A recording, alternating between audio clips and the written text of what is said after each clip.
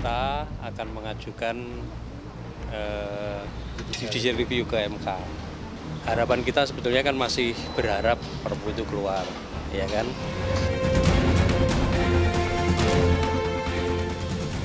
Pertanyaannya itu tadi, ya, dari sisi ketika yang mengajukan itu adalah pimpinan lembaga negara maupun atas nama pribadi, itu secara etika penyelenggara negara atau secara etika kelembagaan pas atau tidak.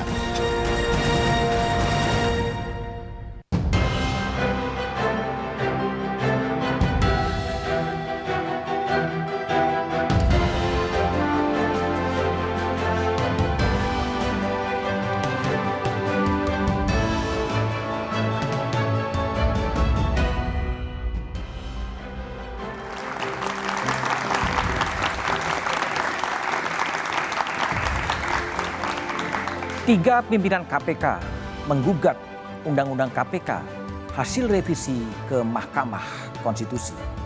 Langkah ini menjadi perlawanan terakhir sebelum lembaga anti rasuah memasuki babak baru. Berbagai upaya menolak undang-undang hasil revisi telah dilakukan, namun tiada yang berarti. Di bawah Dewan Pengawas dan segala ketentuan undang-undang baru, KPK dikhawatirkan tak lagi punya taji. Lantas bagaimana nasib perlawanan terakhir masyarakat sipil dalam menolak Undang-Undang KPK hasil revisi? Saudara, bersama saya Budiman Tanurjo, inilah Satu Meja The Forum, perlawanan terakhir KPK.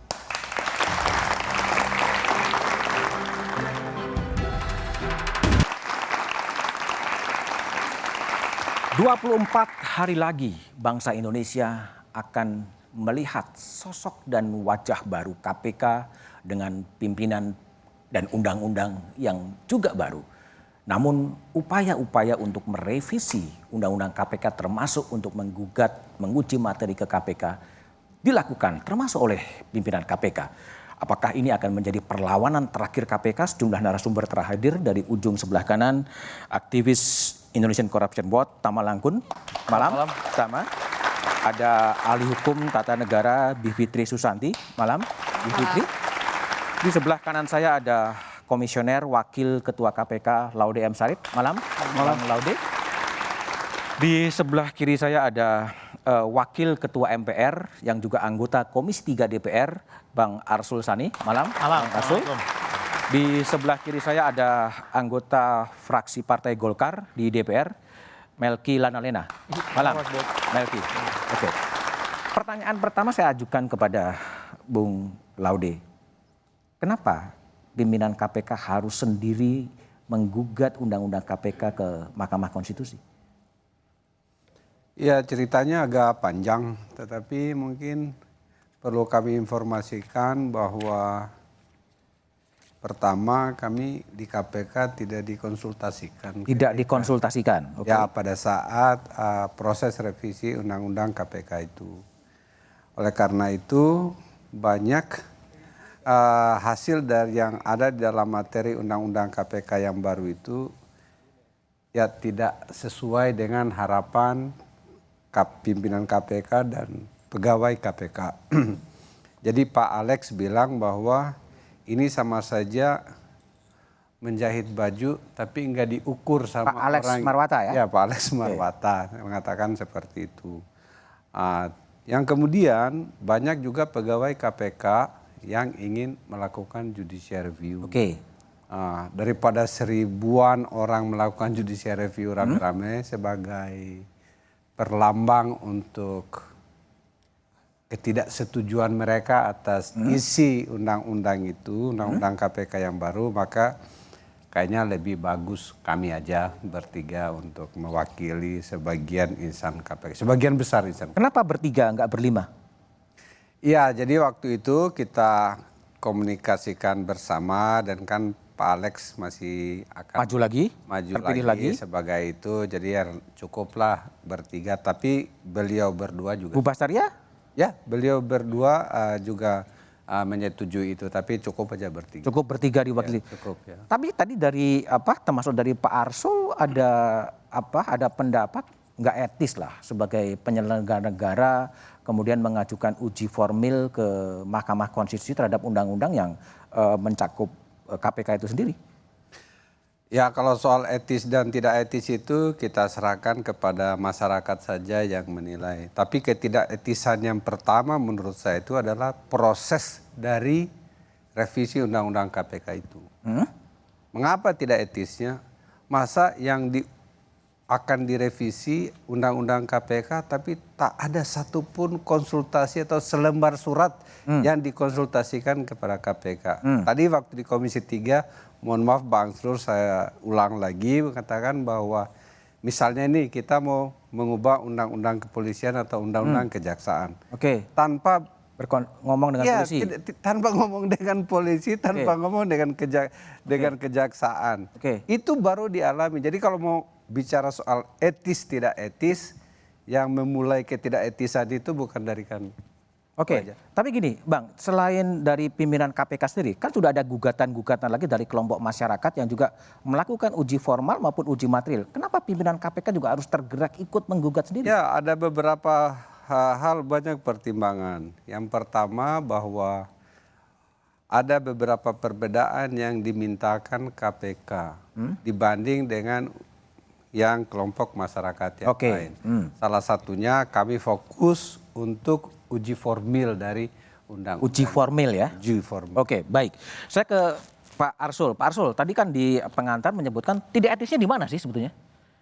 Tidak etisnya, ya jadi memang di luar sisi hukum. Kan kalau sisi hukum kita nggak perlu perdebatkan. Setiap warga negara, apakah dia sedang menjabat atau tidak sedang menjabat, itu tidak ada halangannya untuk mengajukan uji materi. Untuk mengajukan uji materi. Tetapi persoalan etika ini perlu juga kedepankan oleh karena coba kita berandai-andai lah atau membayangkan satu situasi nanti kalau ada sebuah lembaga terlepas apakah proses undang-undangnya dikonsultasikan atau tidak, ya, kemudian dia representasi dari lembaga itu karena dia itu pimpinan, kemudian dia mengajukan uji materi ya ke MK dengan alasan bahwa undang-undang ini merugikan ya kepentingan lembaga saya itu. Padahal kalau buat kami, kalau buat saya lah paling tidak, kalaupun ada mau 1.600 karyawan KPK mau mengajukan, nggak masalah. Nggak masalah. Itu malah tidak masalah. Tapi ketika yang mengajukan itu adalah pimpinan. Bayangkan, ya, nanti ada undang-undang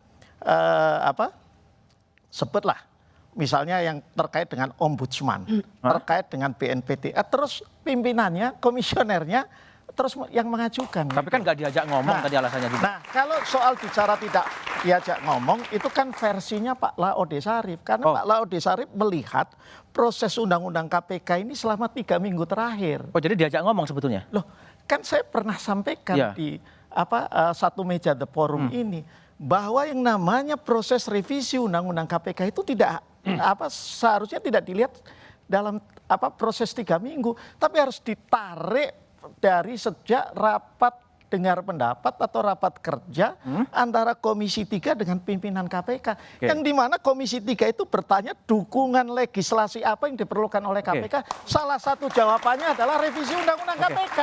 Ya, kan jadi nggak benar. Yang kedua, beliau ini diterima oleh Menkumham. Ya, beliau diterima. Itu menurut yang disampaikan untuk menyampaikan aspirasi. Tapi apa yang terjadi dalam pertemuan ya antara pimpinan KPK dengan Pak Menkumham ya kami tidak tahu. Jadi kalau dikatakan bahwa tidak ada komunikasi, tidak satu ada.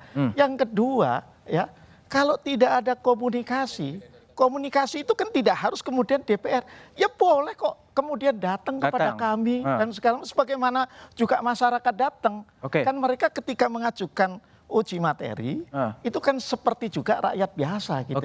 Kan bisa juga minta berkomunikasi dengan kami. Baik. Silakan. Jadi ada beberapa hal Bang Arsul.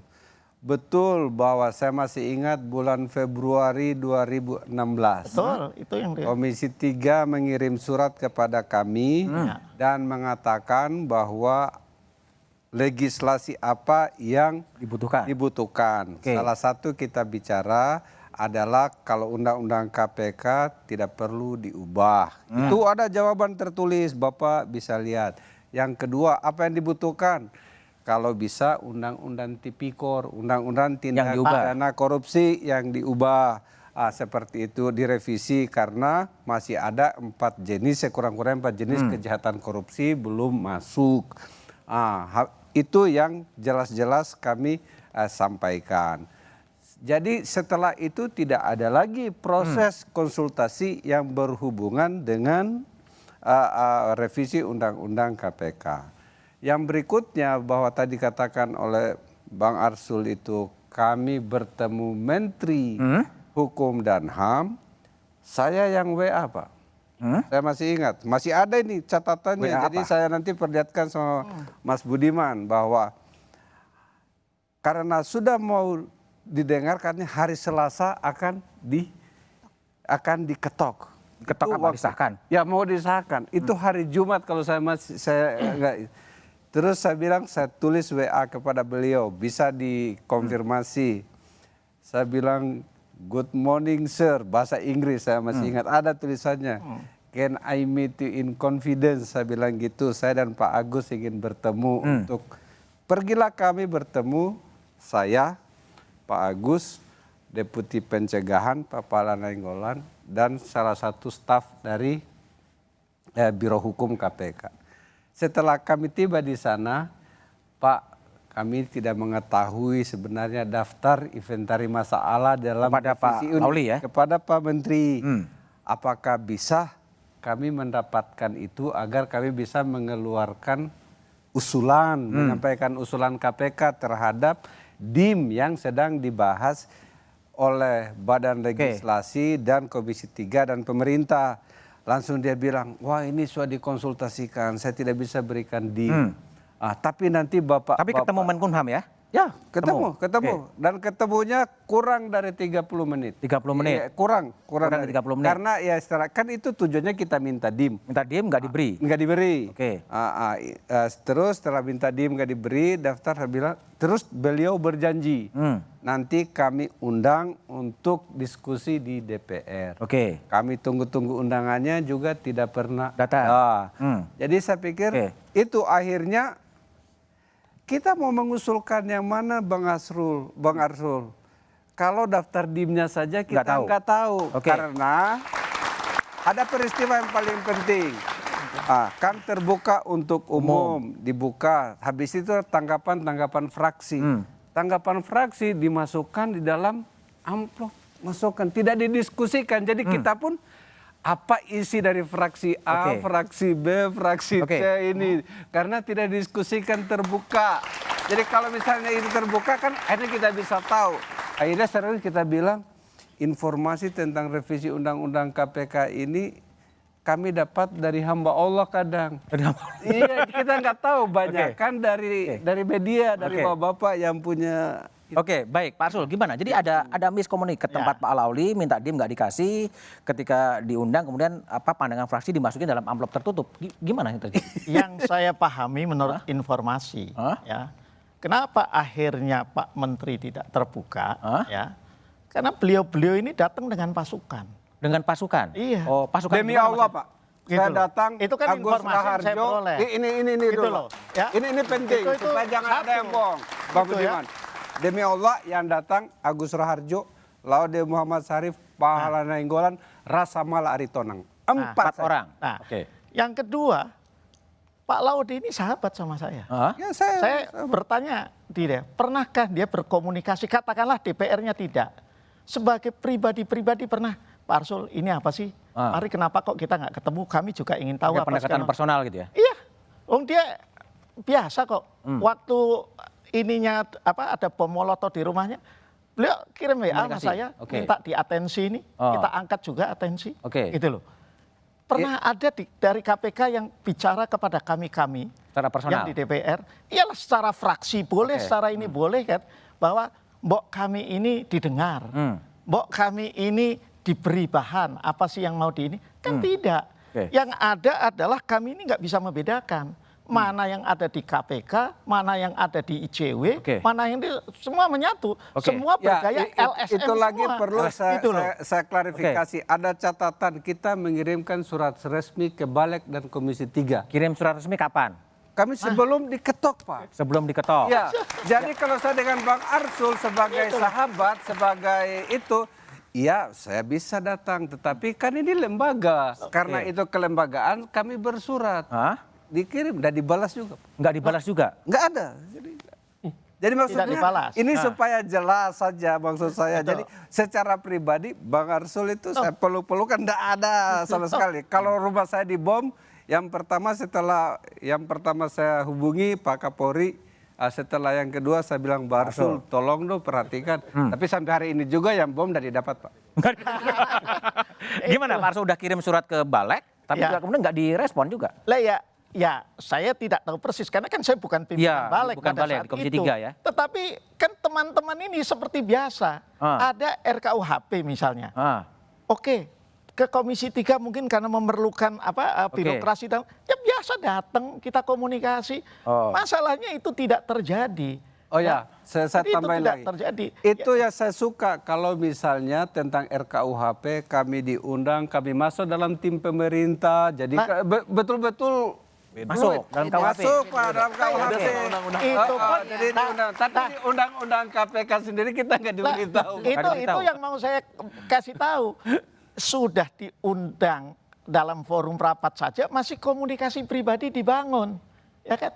Temannya Pak Laude kan bukan hanya saya di Komisi 3, ada beberapa yang lain juga yang bisa diajak bicara lah. Begitu. Tapi itu kan tidak terjadi. Semuanya karena paradigmanya adalah pokoknya yang ada di Panja RUU KPK ini semua adalah orang-orang yang tidak pro pada pemberantasan korupsi. Stigmanya itu sudah orang-orang yang mau melemahkan KPK. Tapi gini, apakah betul ini soal pro kontra revisi undang-undang KPK menjadi stigma yang setuju undang-undang KPK tidak setuju dengan peran korupsi, tapi jawabannya setelah jeda berikut ini.